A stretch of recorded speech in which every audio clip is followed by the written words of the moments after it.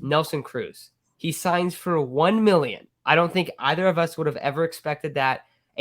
A $1 million signing for Nelson Cruz. Isaac, what do you think about that deal? Initially, when I saw the Padres sign Nelson Cruz, I wasn't very excited just because, I mean, for anyone who was around last year, you guys heard me say, like, no, no, I don't want Nelson Cruz. I don't want Nelson Cruz. I don't think he's going to be good. The second half fall off tells me everything I need to know in terms of how he progresses through a season, stuff like that. Last year kind of shows like, all right, kind of trash.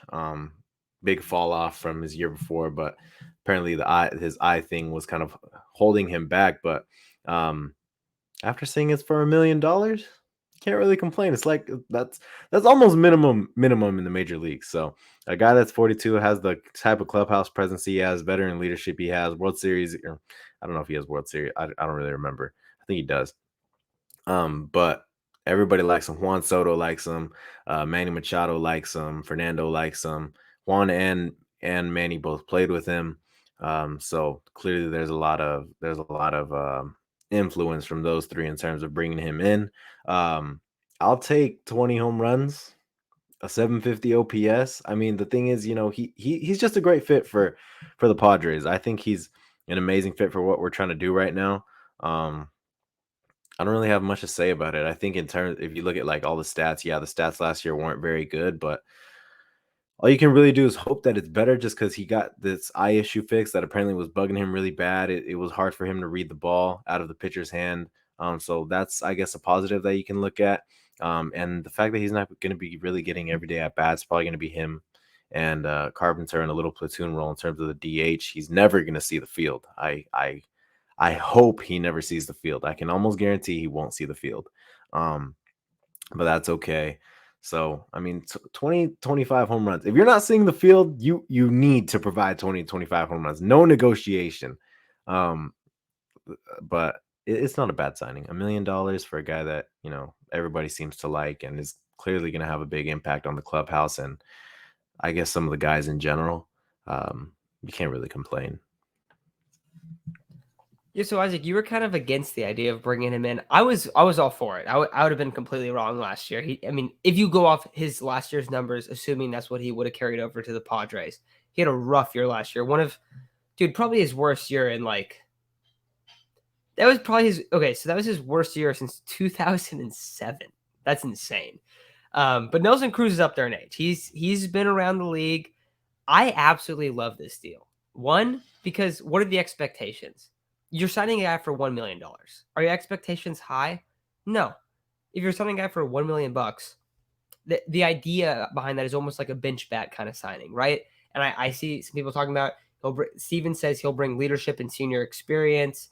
Devin says he sees him as like a clubhouse mentor piece and a bench bat. He easily could be. But you know what else he could be? He could be the old Nelson Cruz that we've seen, the past 15 years before last year, which is an 800 to 900 OPS guy consistently that can play any defense. Isaac, you said you don't want to see him out in the field. I don't think that's the plan for him at all. But if you get a really high-end bat from Nelson Cruz, all of a sudden, this is the signing of the offseason. Like, seriously, like a $1 million guy that provides an 800 plus OPS is ridiculous. I absolutely love this idea. And I feel like, I mean, at least like we used to kind of rip AJ a little bit more, especially 2021. We'd be like, AJ, you always buy high on everyone. You always do this. This is a great example of AJ doing the exact opposite. Maybe in a way going back to the well in terms of the Rangers, but going back to the well and bringing in a guy that just came off of a bad season that could have a bounce back here. So I really, really like the idea of bringing him in. I feel like Nelson Cruz, at the very least, he's going to be a guy that can pinch hit. He can DH at times. I love it, dude. I really, really like the idea of bringing him in. So I'm really hoping that, you have kind of his mentorship there. You guys see the thumbnail today. The thumbnail is of Nelson Cruz, Manny Machado, and Fernando Tatis. He's clearly kind of wanted to come here. It just hasn't really worked out in the past. It finally works out, and I think this could be one that you kind of look back on and go, oh, wow, that was a great signing by the Padres. And if it's not, you're not really losing anything. It's not like it's like, oh, you went for this big swing with Nelson Cruz. That's not how it is at all. It's like a very, very low risk, basically no money into him as kind of like, hey, this guy might be able to be our DH. When Fernando's suspended, he's going to be the DH, and Carpenter's probably going to play a corner outfield spot. And then when Fernando comes back, you have Carpenter and Cruz to kind of man that DH spot and be a bench piece. If Nelson Cruz is the guy that you're pinch hitting, that's really deep. Like that's really, really deep. And I tweeted out a lineup today. It was the Padres projected WRC plus. And Isaac, you brought this up in I think a couple episodes ago. Everyone in the Padres is projected to be over 100 WRC plus. And you just add a guy like Nelson Cruz. I think he's supposed to be like 109 WRC plus, right? Nothing crazy. But the upside that he brings, and it's funny that I say upside because he's like 42 years old, but still, the upside that his bat potentially brings is immense. So I absolutely love this deal. I think from a locker room standpoint, I think everyone really, really likes him. And I'm pumped. I think he's a great guy to bring in. Bill Gates over here, he says he's going to play only against left-handed pitchers. I don't know if he's going to only play against left-handed pitchers. I feel like it'll kind of be he's going to definitely play against lefties instead of Carpenter at the DH spot. And then sometimes he'll come in against specific righties that he has, good career numbers in, or, he hits well against that type of stuff. But the eye surgery, that's another thing that he kind of said was affecting him. He's obviously coming here to win. So I think this is a huge W for the Padres. And I really, really love the deal. Yeah, I mean, if the numbers in terms of salary were a little higher, I don't think it would have made sense. But for $1 million, you can't really go wrong. I think if you're complaining about $1 million,